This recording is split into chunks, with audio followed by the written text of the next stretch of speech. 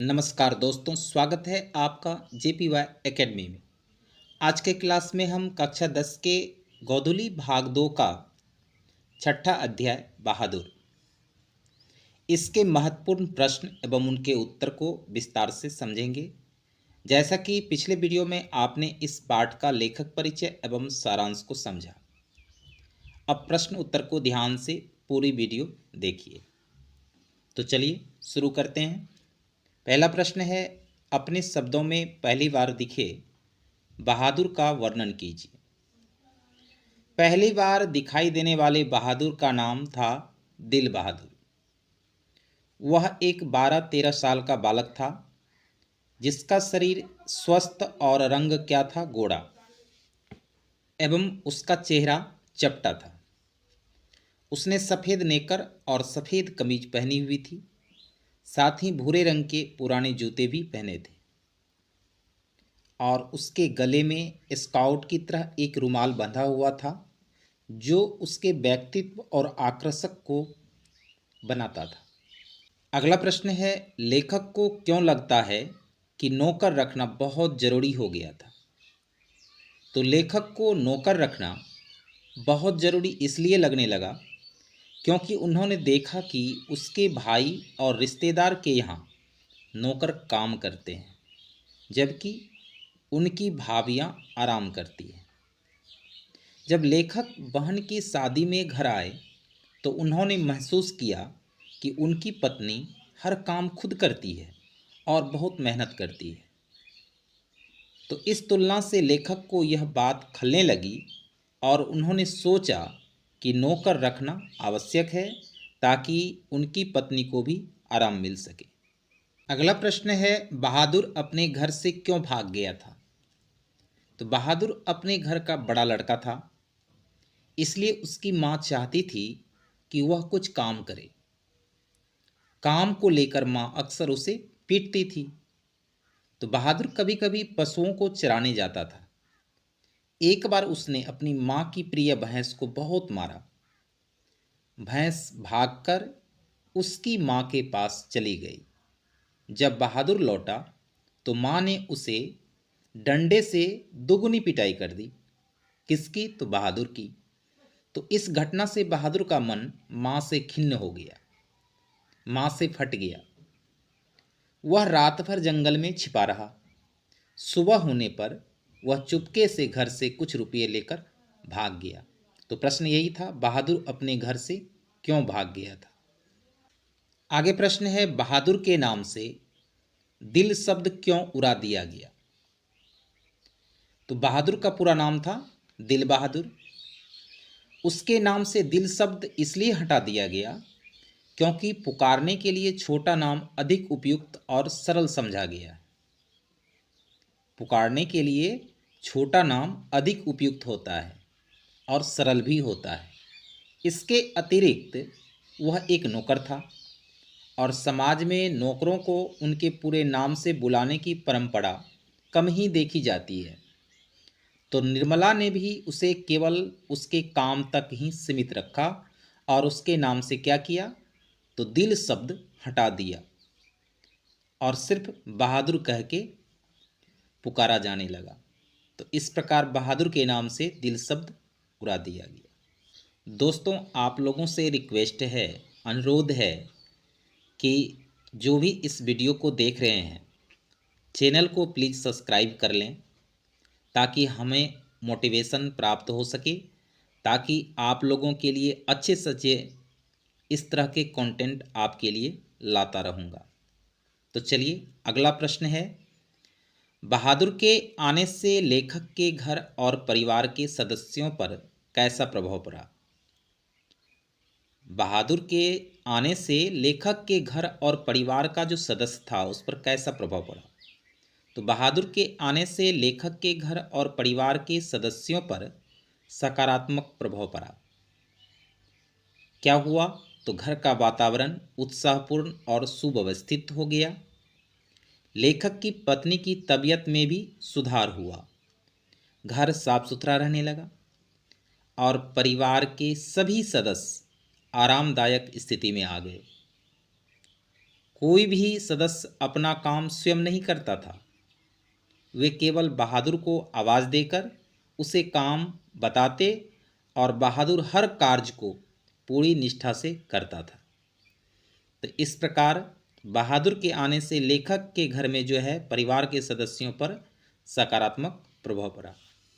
अगला प्रश्न है, किन कारणों से बहादुर ने एक दिन लेखक का घर छोड़ दिया? तो बहादुर ने लेखक का घर इसलिए छोड़ा क्योंकि घर के सभी लोग उसके प्रति दुर्व्यवहार करने लगे थे।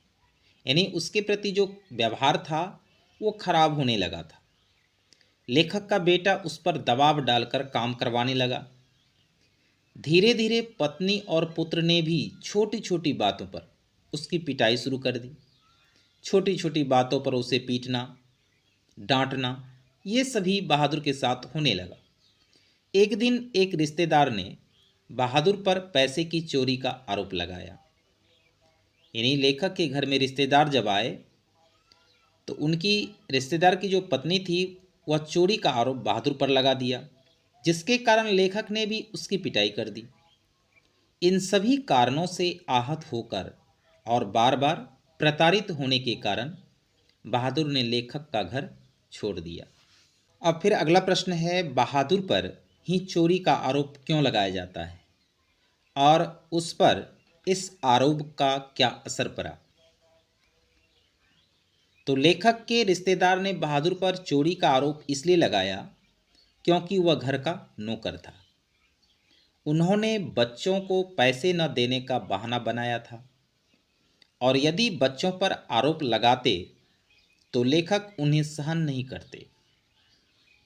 क्योंकि नौकर गरीब होता है, उसे ही नीच समझकर चोरी का आरोप लगा दिया जाता है। तो इस आरोप का बहादुर पर बुरा असर पड़ा।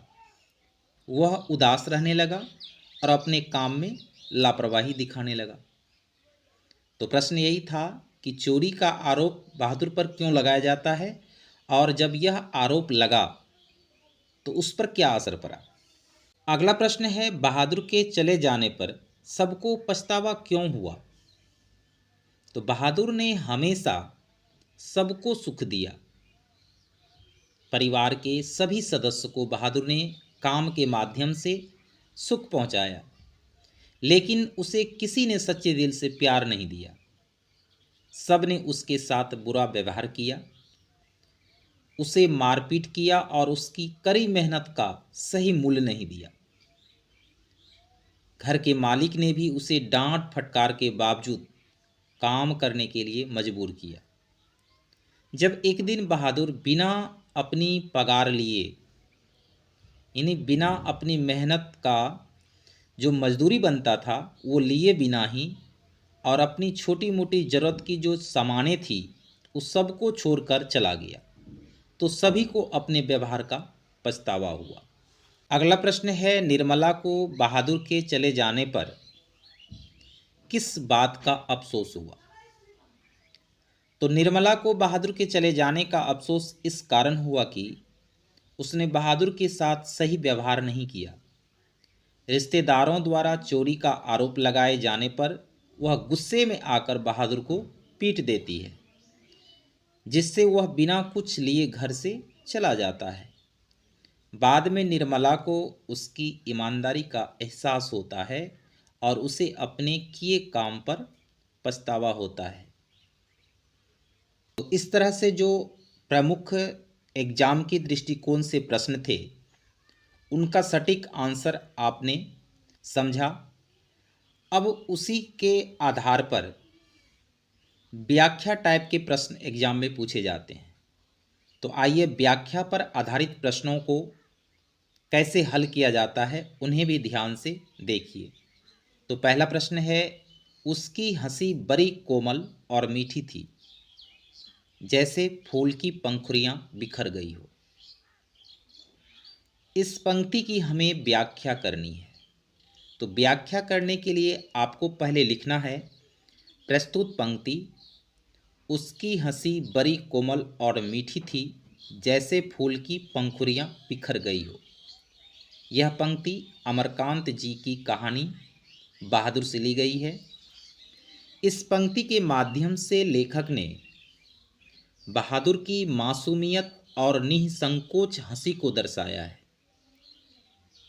लेखक का वर्णन बहादुर की सरलता और कोमलता को उजागर करता है और उसकी हंसी में एक खास प्रकार की मासूमियत थी जो फूल की पंखुड़ियों की तरह प्यारी थी।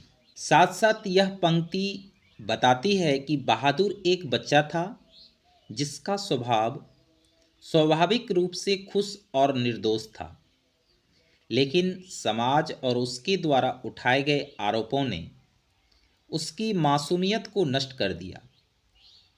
अगर समाज में भेदभाव और अन्याय न होता तो बहादुर का जीवन और उनका बचपन सही मायने में सुरक्षित और खुशहाल होता। तो ये था इस पंक्ति का एक सटीक व्याख्या। व्याख्या पर आधारित अगला प्रश्न है, पर अब बहादुर से भूल गलतियां अधिक होने लगी थी। इस पंक्ति की व्याख्या करनी है। तो प्रस्तुत पंक्ति पर अब बहादुर से भूल गलतियां अधिक होने लगी थी अमरकांत जी कहानी बहादुर से ली गई है। अमरकांत जी के द्वारा जो यह कहानी बहादुर है उससे यह पंक्ति ली गई है। इस पंक्ति के माध्यम से लेखक बहादुर की कठिन स्थिति को उजागर करते हैं कि किस प्रकार बहादुर कठिन स्थिति में भी रहकर अपना जीवन व्यतीत करता था।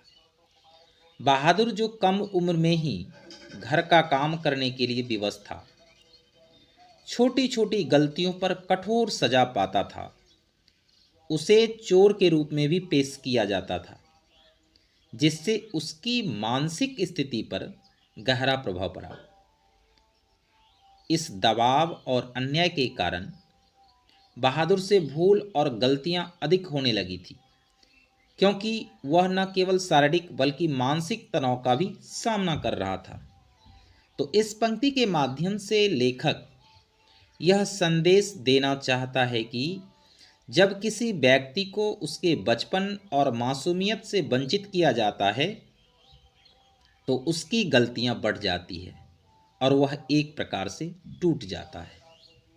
अगला प्रश्न है, अगर वह कुछ चुरा कर ले गया होता तो संतोष हो जाता।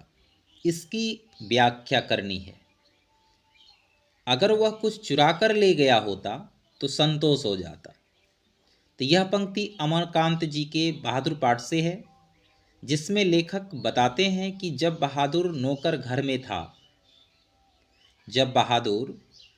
घर में था तब उसकी अहमियत किसी ने नहीं समझी, लेकिन जब वह चला गया तो उसकी कमी महसूस हो गई।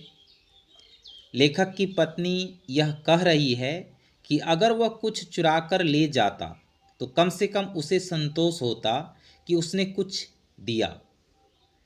यह पंक्ति दर्शाती है कि लोग तब ही किसी की अहमियत समझते हैं जब वह चला जाता है। अगला प्रश्न है, यदि मैं न मारता तो शायद वह न जाता। इस पंक्ति की व्याख्या करनी है। तो यह पंक्ति अमरकांत जी के बहादुर पाठ से ली गई है, जिसमें लेखक अपने किए पर पश्चाताप व्यक्त कर रहे हैं। लेखक बताते हैं कि घर के अन्य सदस्य बहादुर को मारते रहते थे, लेकिन वह उसे ममता और सहानुभूति के साथ समझते थे। जब लेखक ने भी एक दिन उसे मारा तो बहादुर की सहनशक्ति टूट गई, वह घर से भाग गया।